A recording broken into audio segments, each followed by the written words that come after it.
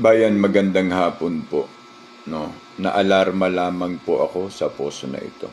Ang Kuya Ed po. Shout out, NACG.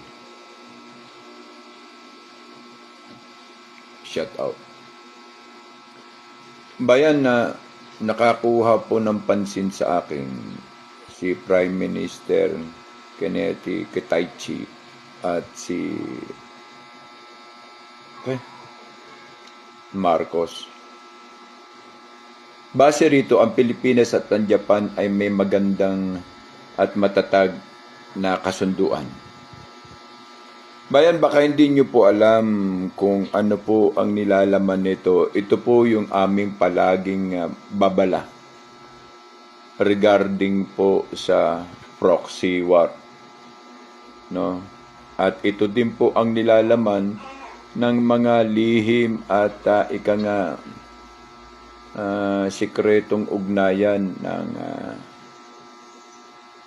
asong si Brownie at ni Marcos. Bigyan ko po kayo ng point. Ang Russia at ang China ay nagkakaisa, no, kontra Amerika. Ngayon, ang Amerika, ang Japan at ang Taiwan ay nagsasanib puwersa para kalabanin ang China at ang Russia. Klaro po ang nilalaman, kalabanin ang China at ang Russia ng Amerika, Japan at Taiwan. Ngayon po, ang bagay pong ito ay napakasensitibo gaya po ng aming paalala. Dahil pwede po tayong hindi makipagkaisa sa gulo or sa gera. Sila ang nag-aaway. Sila ang may tensyon.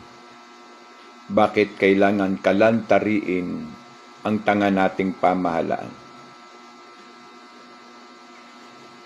Dahil sa personal na interes ng adik at magnanakaw nating Pangulo. Ang lahat pong ito ay isang sarswela para hindi matuloy ang kinatatakutan nila na debut ni BP Sara Duterte. Kung titignan nyo ang sitwasyon sa ibang mainstream media, yung tagapag-ulat balita sa ibang bansa, sa programa ni Ana Malindugoy at saka ni Dr. David Ulalo, no, mga international geopolitics, ay hindi po ito maganda. Dahil nga sa mga sumusunod na sitwasyon. Are we prepared for a war? Tayo ba, ang Pilipinas ba, ay dapat maniwala sa kanilang mga imbento at panloloko para kumampi ang Pilipinas, samantalang ang Pilipinas ay merong internal na programa na dapat sagutin mismo ng pamahalaang ito tungkol sa mga nawawalang pera, tungkol sa sobrang paggamit ng kapangyarihan na hindi naman para sa kanila, bagkus ang taong bayan lamang ang naghalal at nagpahiram sa kanila. Ito ba ay klaro at pagpapatibay ng kanilang mga pagtatakip sa kung ano talaga ang tunay na problema? Why if mag-react ang China dahil sa pampipikon ng Amerika, ng Japan at ng Taiwan? When the first ammunitions bullet or any ammunition that being fired ahead, the war will be started.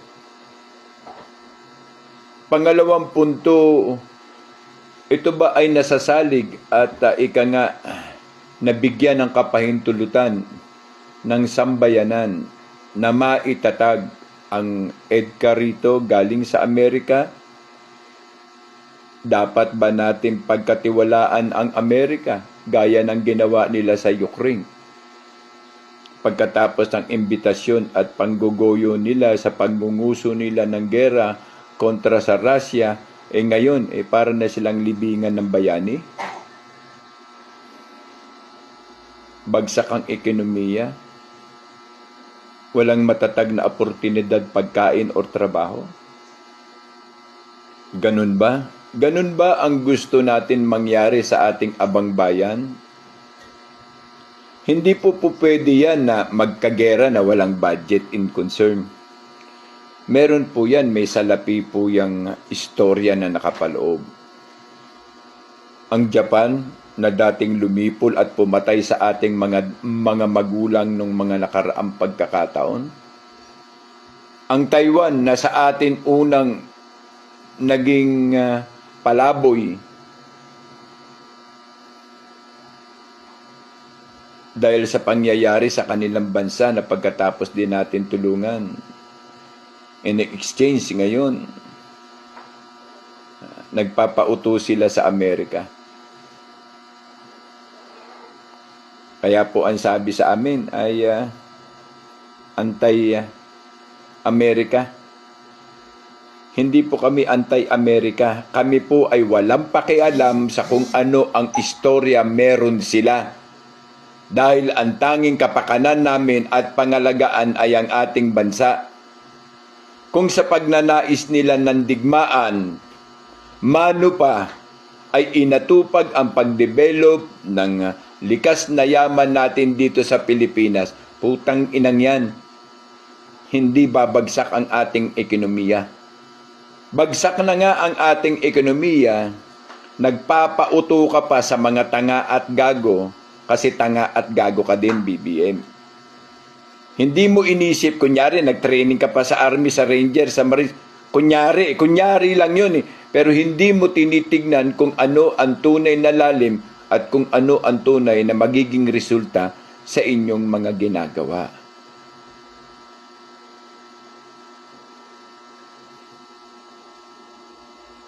Sabay palakpakan pa yung mga taong tanga, yung mga pro-BBM, mga loyalista at mga trolls, na maganda ang kanyang ginagawa. Alam nyo ba na ang ginagawa niyang to ay pagsang-ayon tungo sa isang digmaan na klaro? Kapalit ang sinasabi nating oil.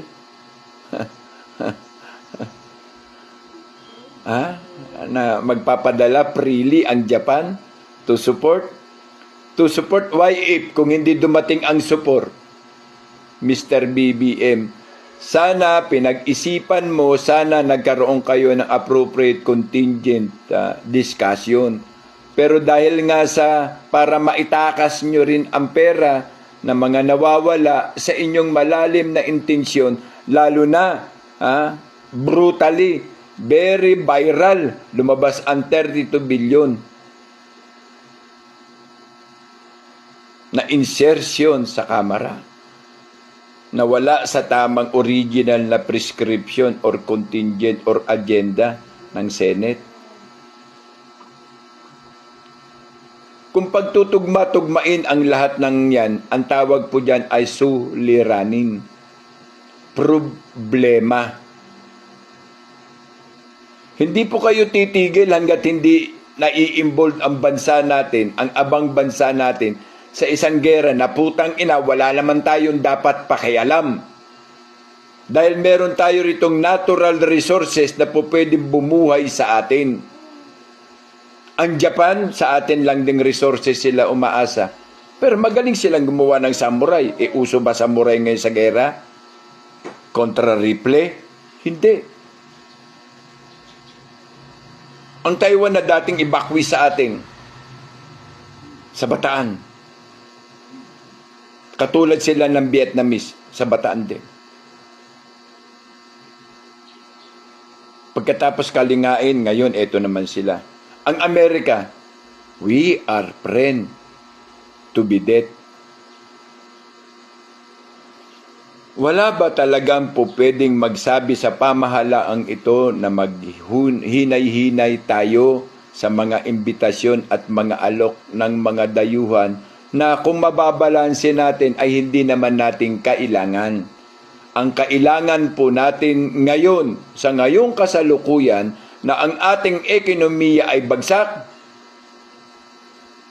ay ang pag-develop ng ating natural resources. Uulitin ko na naman sa inyo, ang pag-develop ng ating natural resources, gaya po ng ginawa ni Ibrahim Traoré sa kanyang mahal niyang bansa, na maunlad na ngayon. Maunlad na ngayon, na dati noon mas matindi ang korupsyon, merong tumayo, merong tumindig sa kapakanan ng taong bayan at ng bansa.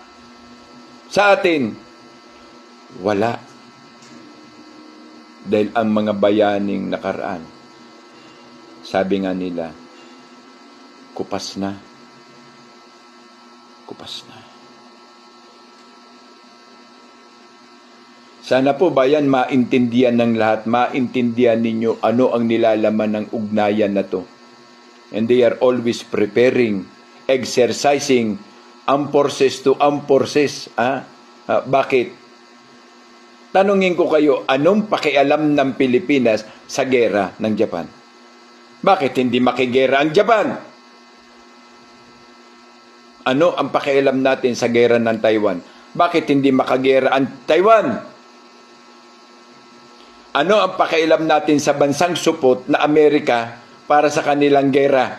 Bakit hindi sila ang makigera na naman? Wala po eh. Wala. Kinakalantari ang putang inang administrasyon natin na ito para makiisa sa digmaan. Wala pong nagbibigay ng magandang advice. Hindi po kami pro-China, hindi po kami pro-Russia.